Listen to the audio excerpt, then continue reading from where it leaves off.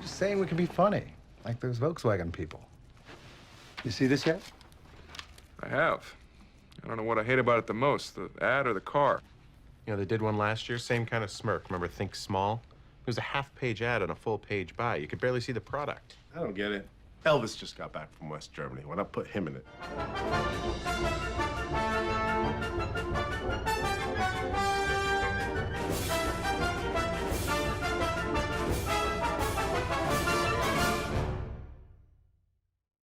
The Beetle, of course, had started life in the 1930s, designed by Ferdinand Porsche. And he had this idea not of building a posh limo, but building a people's car. He felt that Germany in particular, Europe, needed a simple car that would get the ordinary man motorized. Hitler had the same idea. He thought it would be a good thing for the people. When the war ended, Germany was in a very, very poor state. And the Allies were keen to build it back up. And the rest, if you like, is history. I mean, they started production. The car did quite well. It was very reliable. Sold in quite good numbers within Germany. And a lot of GIs took them back to America. American cars had got bigger and bigger and bigger with fins and lights. And if you were driving last year's car with the big fins, you had to get rid of that because you didn't want to be seen driving around in that. You had to get this year's car, which had smaller fins, you know. But of course, there was, as there always is in these things, the another side to that coin, in that there are a growing number of people who thought, this is ridiculous. Why do I want a car that long that drinks that much petrol? And the Volkswagen then sort of became a smart car to buy. DDB at that time had smallish bits of business. Car account was a big thing. Although Volkswagen's budget wasn't like Ford or General Motors, I think there was a feeling that if the agency got this car account and did some good work on it, it could land one of the big boys. I think Bernbach also was a bit of a lover of the underdog. A lot of his clients were quirky. A lot of them were Jewish products, ironically. And of course, this was the complete antithesis. You know, this was a born in the Nazi era German car. To be completely honest, I was wondering what was going on in Bernbach's head because it really had Nazi connotations to it, the car. And I didn't think it was something that we should do. And then he said, not only do we have the account, but you're it, I think he said. And I said, me? Why me? What have I done? Off we went to the fatherland. And it was a gigantic room. It looked like a football field. They kept us together in one spot and they unveiled the first Volkswagen as designed by Porsche with a little help from Hitler. And they showed us maybe the millions that came off the assembly line. A couple of other little things. I snuck off. And Julian looked at me like, uh-oh. And I went foraging for Jeeps and tanks, etc. And I found them way in the back, you know, and I pulled the tarpaulin off, and I was on top of a Jeep with a machine gun, and I started to go, you know, And I said, Julian, duck, I don't want to hit you, you know, and I'm going, and he's saying, it was terrible. And the Germans were all embarrassed, and finally got home. I said, Bill, we got it. He said, what do you got? You got the advertising? I said, no, Bill, we don't have the advertising, but I figured out the marketing problem. So what is it? I said, Bill, we have to sell a Nazi car in a Jewish town. And of course, he just didn't want to hear it. He just didn't want to hear it. Oh, well, I felt that the car was so utterly preposterous that we had to Americanize it as quickly as possible. And maybe get somebody like Dinah Shore to do a singing commercial like, you know, she was doing at the time. See the USA in your Chevrolet. And I thought we needed something really fast, quickly, like that. See the USA in your Chevrolet. America's asking you to call. Drive your Chevrolet through the USA. America's the greatest land of all. I mentioned it to Bernbach, and I didn't get to first base with that. We weren't doing that kind of advertising at Doyle and Bernbach at all. And anyway, no matter what the product was, we were doing what we thought was intelligent. Don't underestimate the public type of advertising. I put together 3 of them. We needed them, and then remember I went to St. Thomas with my wife, rather depressed about the whole thing. And I came back, and people were talking about them. I mean, at parties, everywhere. They were talking about these Volkswagen ads. I guess I had another look at them. I didn't quite get it myself, because they were so simple that they were simplistic, I thought, but they weren't. Apparently they weren't. I don't think people realised quite how vulgar advertising had become at that time, which is why the work of Doyle in New York was so revolutionary. I mean, no one had really realised that how awful it was before, and therefore how amazing a Doyle Dane ad, and particularly a Volkswagen ad, looked in a magazine that was filled with rubbish. And so you suddenly come across these beautifully pristine, simple, desperately simple ads, and they stuck out like a sore thumb, you know. We just took black and white photographs of the car, and with a minimum of retouching, no models except when we needed somebody to drive it or to push it. Like we said in one ad, if it runs out of gas, it's easy to push. So we had a man pushing it, and that's why he was there. So the directness of the photography, I suppose, was really remarkable. The cars were in limbo. There were no backgrounds at all, nothing but the car. And I did a lot of things to that car. I showed it very dirty. I showed damaged Volkswagens when we were talking about the availability of spare parts. Nobody had ever seen a dent in a car ad. At one time, we didn't show the car at all. We just showed the psych, which was just a blank white page, and said no point in showing the new Volkswagen. It still looks the same. And of course, that negative was a big fat positive. Bill Bernbach, first the Volkswagen campaign, then the Avis campaign, then the Levy's campaign. You began doing anti-advertising. Instead of pretending your product was fabulous, you would take what was wrong with your product and turn it into something honest that would make people want it. The same thing with Lemon. That was theoretically a bad thing to say about a car. The idea there was that we showed a perfect-looking car, but claimed there was a blemish on the glove compartment, and therefore that car missed the boat. But it was the simplicity of it, of course, that was the first thing that attracted you to it. It was incredibly simple. And of course, simplicity is the hardest thing to achieve. Getting something to be really powerful and simple is incredibly difficult. The other thing was its wit. And the other thing was that it laughed at itself. And nobody did that in advertising. The thing about the way they looked and everything, you have to put down to Helmut Crone. He was a Bauhaus-influenced art director. The page was neat, clean, simply laid out. The typeface was a bit like the car. It didn't have any fussiness about it. It was straightforward. It did its job. He shot the car without any crap around it because that was the purest way of showing the car. The copywriting, too, was very ordinary, straightforward, offhand. It spoke like a New Yorker at the racetrack. And in fact, Julian Koenig, the guy who wrote it, spent most of his time at the racetrack. Crone was always complaining he wasn't in the office. It was Levinson, Bob Levinson's copy that was the most influential to all of us.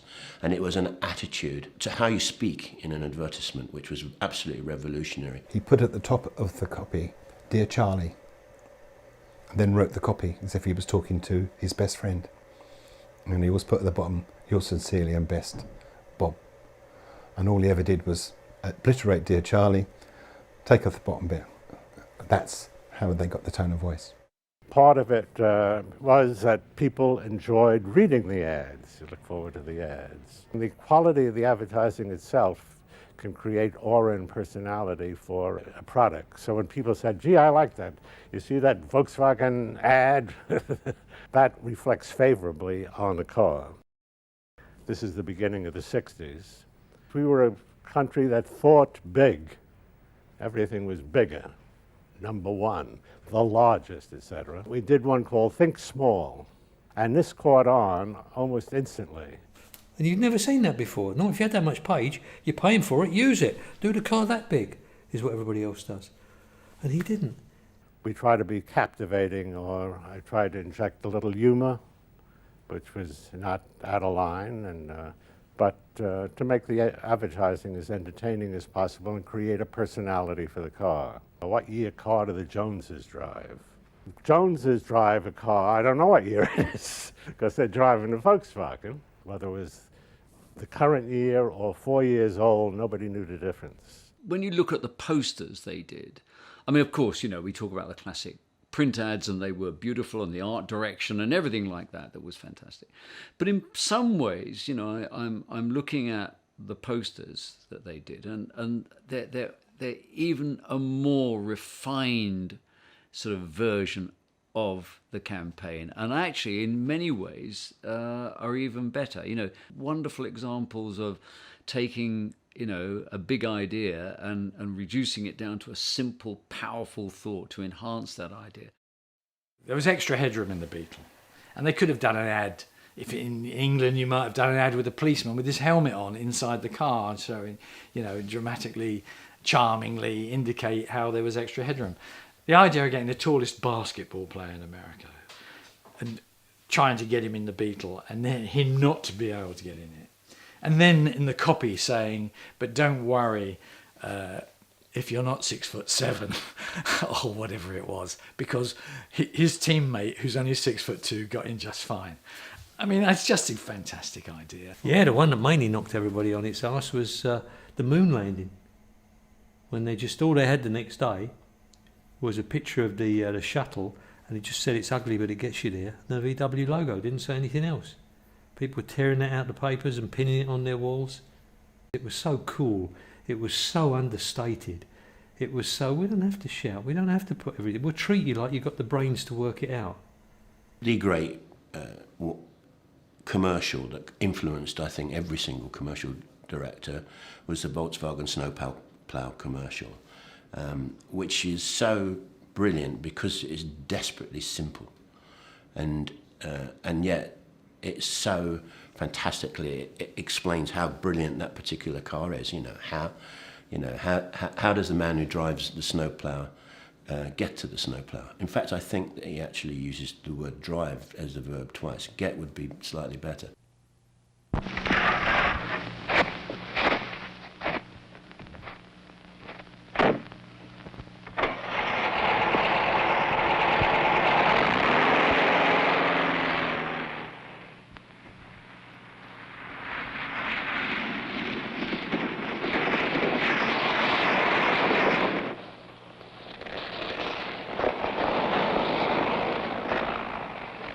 Have you ever wondered how the man who drives a snowplow drives to the snowplow? This one drives a Volkswagen.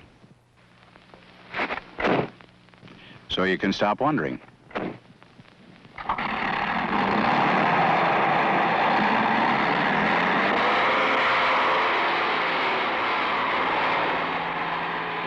then there's a sensational shot of the snowplow going across foreground, revealing the funny little Volkswagen in the background, which is how he got to the snowplow.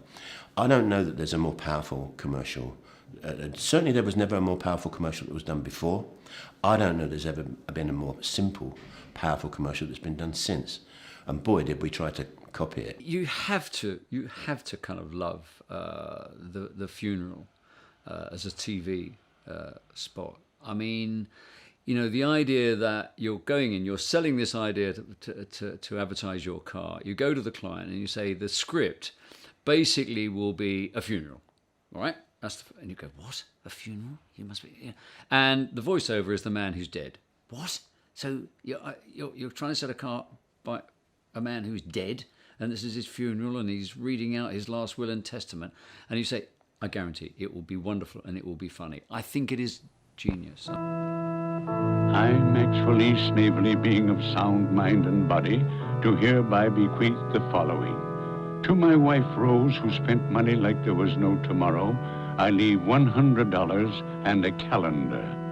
To my sons, Rodney and Victor, who spent every dime I ever gave them on fancy cars and fast women, I leave $50 in dimes. To my business partner, Jules, whose only motto was spend, spend, spend. I leave nothing, nothing, nothing. And to my other friends and relatives who also never learned the value of $1, I leave $1. Finally, to my nephew Harold, who oft-times said, a penny saved is a penny earned, and who also oft-times said, gee, Uncle Max, it sure pays to own a Volkswagen. I leave my entire fortune of $100 billion. One of my favourite commercials is the Jones and Krempler commercial with, you see two identical houses. I can still recite every word of that commercial. Mr. Jones and Mr. Krempler were neighbours. They each had $3,000. With his money, Mr. Jones bought himself a $3,000 car.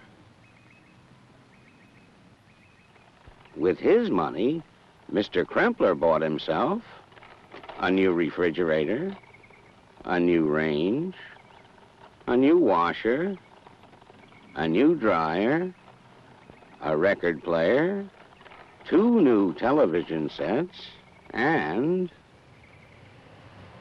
a brand new Volkswagen.